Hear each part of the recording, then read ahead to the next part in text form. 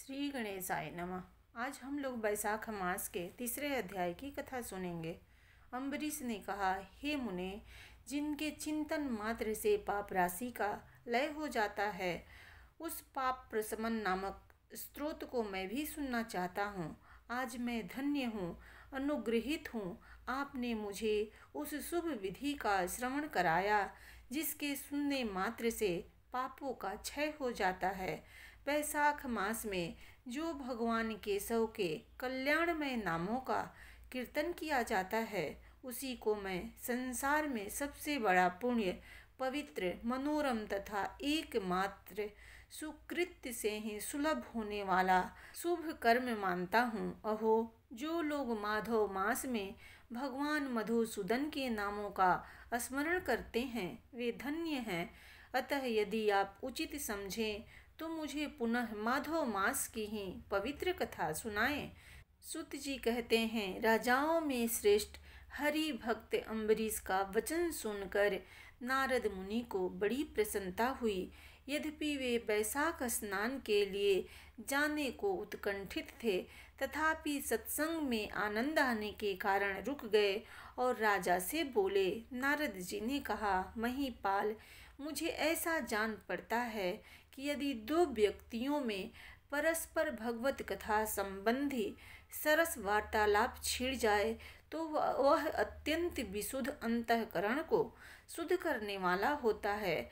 आज तुम्हारे साथ जो माधव मास के महात्म्य की चर्चा चल रही है, यह वैशाख स्नान की अपेक्षा अधिक पुण्य प्रदान करने वाली है, क्योंकि माधव मास के देवता भगवान श्री विष्णु हैं।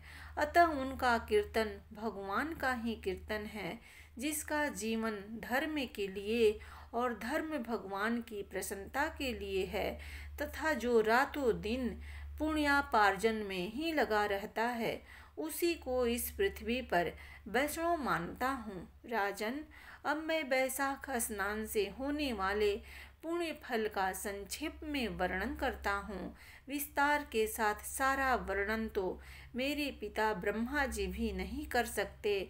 वैशाख में डुबकी लगाने मात्र से समस्त पाप छूट जाते हैं।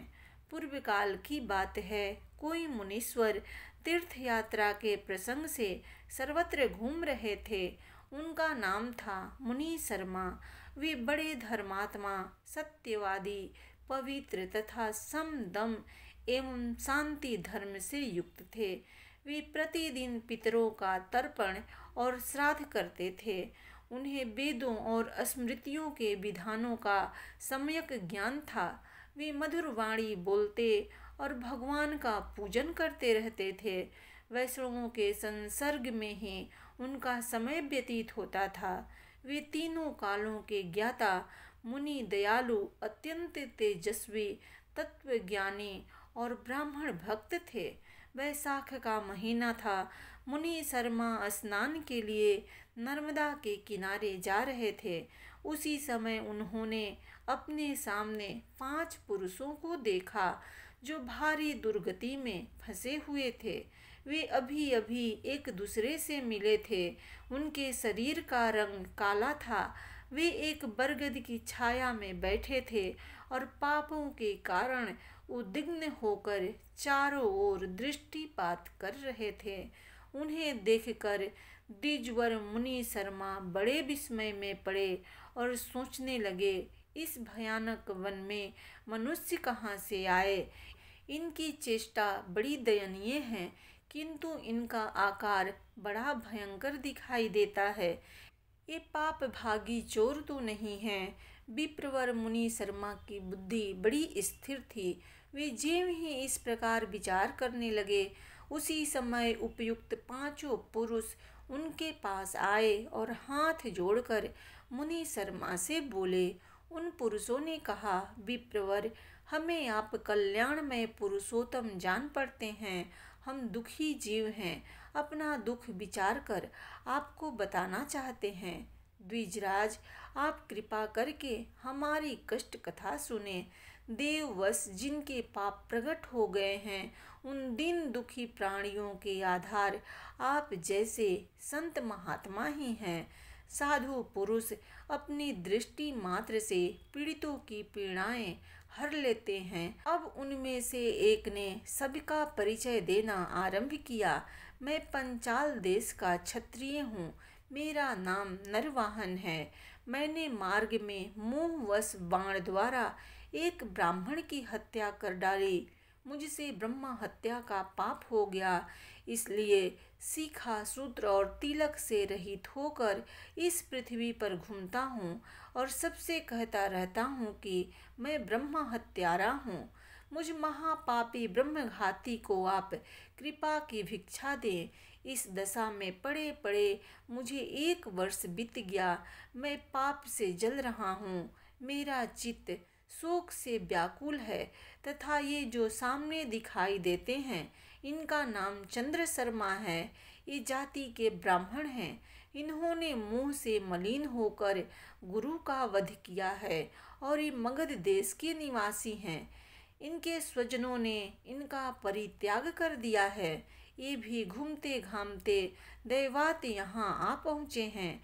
इनके भी न शिखा है न सूत्र। ब्राह्मण का कोई भी चिन्ह इनके शरीर में नहीं रह गया है। इनके सिवा जो ये तीसरे व्यक्ति हैं इनका नाम देव शर्मा है।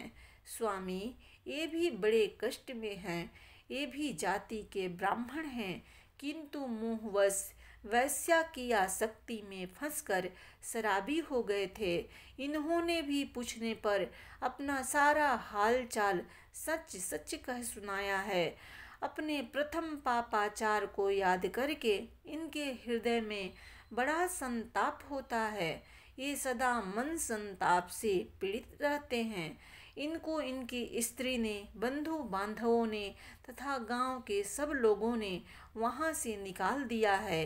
ये अपने उसी पाप के साथ भ्रमण करते हुए यहाँ आए हैं।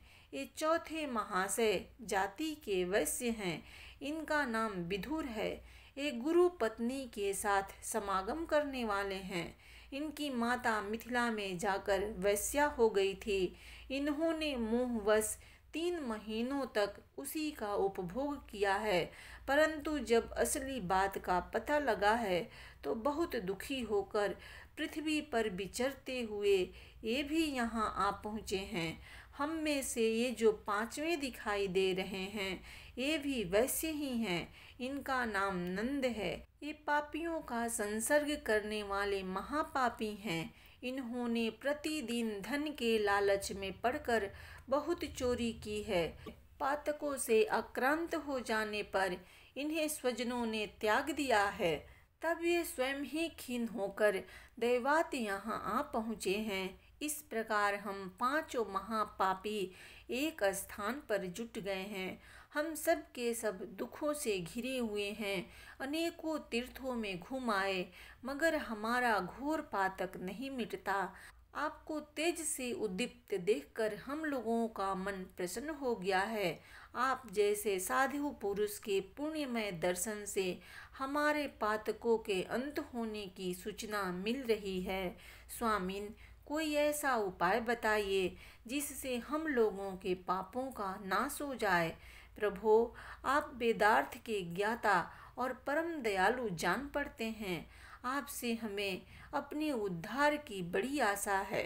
मुनि शर्मा ने कहा, तुम लोगों ने अज्ञानवश पाप किया, किंतु इसके लिए तुम्हारे हृदय में अनुताप है तथा तुम सब के सब सत्य बोल रहे हो।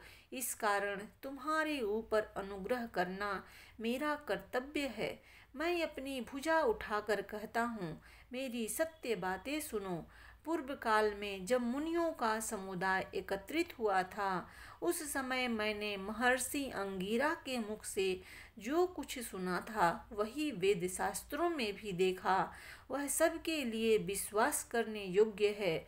मेरी आराधना से संतुष्ट हुए स्वयं भगवान विष्णु ने भी पहले ऐसी ही बात बताई थी। वह इस प्रकार है, भोजन से बढ़कर दूसरा कोई तृप्ति का साधन नहीं है। पिता से बढ़कर कोई गुरु नहीं है। ब्राह्मणों से उत्तम दूसरा कोई पात्र नहीं है तथा भगवान विष्णु से श्रेष्ठ दूसरा कोई देवता नहीं है। गंगा की समानता करने वाला कोई तीर्थ, गोदान की तुलना करने वाला कोई दान, गायत्री के समान जप, एकादशी के तुल्य व्रत, भार्या के सदृश मित्र, दया के समान धर्म तथा स्वतंत्रता के समान सुख नहीं है। गृहस्थ से बढ़कर आश्रम और सत्य से बढ़कर सदाचार नहीं है। इसी प्रकार संतोष के समान सुख तथा बैसाख माह के समान महान पापों का अपहरण करने वाला दूसरा कोई मास नहीं है।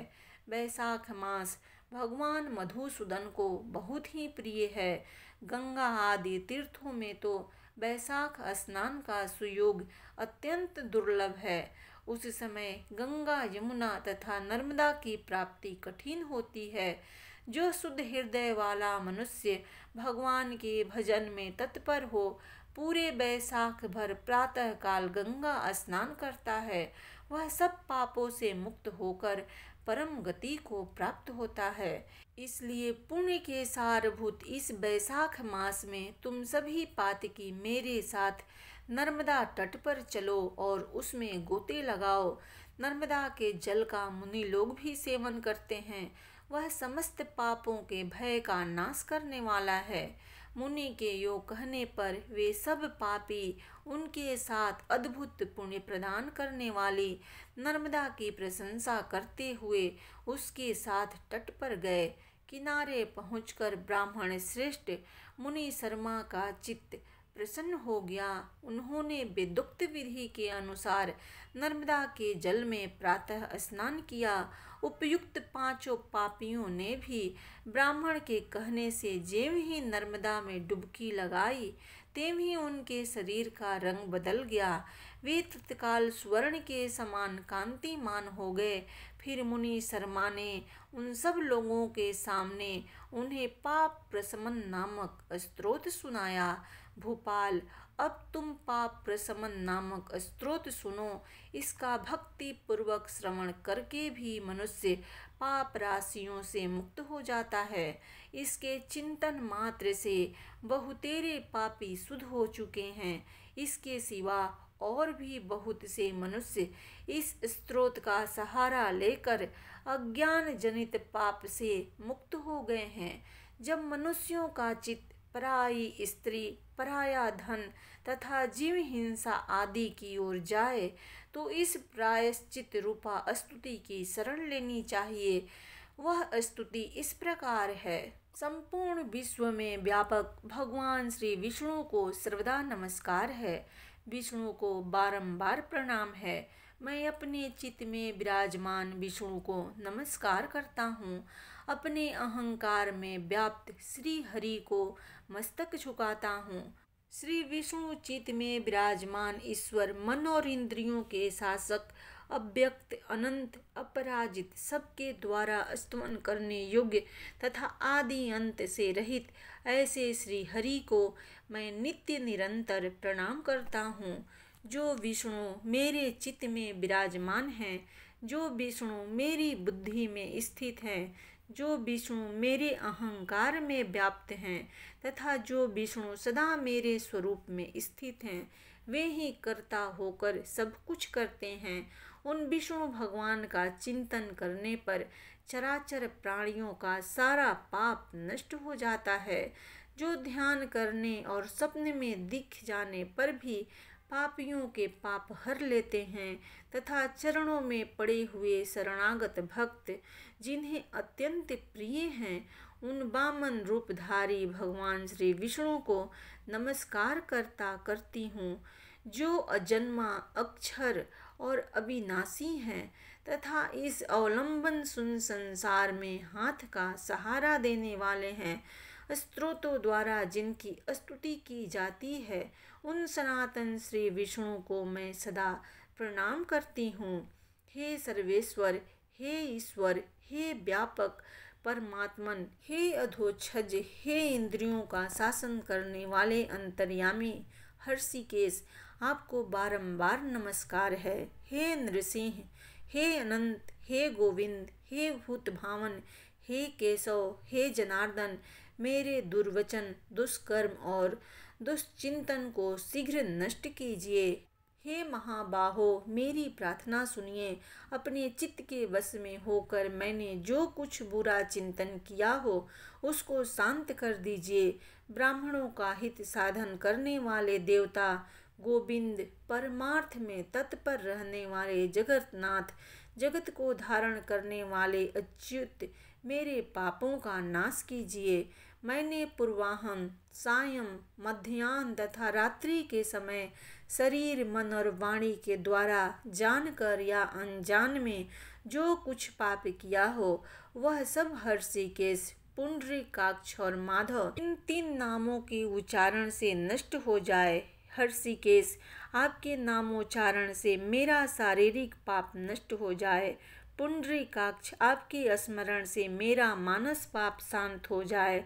तथा माधव, आपके नाम कीर्तन से मेरे वाचिक पाप का नाश हो जाए। मैंने खाते पीते, खड़े होते, सोते, जागते तथा ठहरते समय मन, वाणी और शरीर से स्वार्थ या धन के लिए जो कुत्सित योनियों और नरकों की प्राप्ति कराने वाला महान या थोड़ा पाप किया है वह सब भगवान वासुदेव का नामोच्चारण करने से नष्ट हो जाए। जिसे पर ब्रह्मा, परम धाम और परम पवित्र कहते हैं वह तत्व भगवान विष्णु ही हैं। इन श्री विष्णु भगवान का कीर्तन करने से मेरे जो भी पाप हों वो नष्ट हो जाएं। जो गंध और स्पर्श से रहित हैं, ज्ञानी पुरुष जिसे पाकर पुनः इस संसार में नहीं लौटते, वह श्री विष्णु का ही परम पद है। वह सब मुझे पूर्ण रूप से प्राप्त हो जाए। यह पाप प्रशमन नामक स्तोत्र है। जो मनुष्य इसे पढ़ता और सुनता है वह शरीर, मन और वाणी द्वारा किए हुए पापों से मुक्त हो जाता है। इतना ही नहीं, वह पाप ग्रह आदि के भय से भी मुक्त होकर विष्णु के परम पद को प्राप्त होता है। यह स्तोत्र सब पापों का नाश करने वाला तथा पाप राशि का प्रायश्चित है। इसलिए श्रेष्ठ मनुष्यों को पूर्ण प्रयत्न करके इस स्तोत्र का पाठ करना चाहिए। राजन, इस स्तोत्र के श्रवण मात्र से पूर्व जन्म तथा इस जन्म में किए हुए पाप भी तत्काल नष्ट हो जाते हैं। यह स्तोत्र पाप रूपी वृक्ष के लिए कुठार और पापमय ईंधन के लिए दावानल है। पाप राशि रूपी अंधकार समूह का नाश करने के लिए यह स्तोत्र सूर्य के समान है। मैंने संपूर्ण जगत पर अनुग्रह करने के लिए इसे तुम्हारे सामने प्रकाशित किया है। इसके पुण्यमय महात्म का वर्णन करने में स्वयं श्री हरि भी समर्थ नहीं है। इस प्रकार वैशाख मास महात्म का यह 3रा अध्याय संपूर्ण हुआ। प्रेम से बोलिए भगवान विष्णु की जय।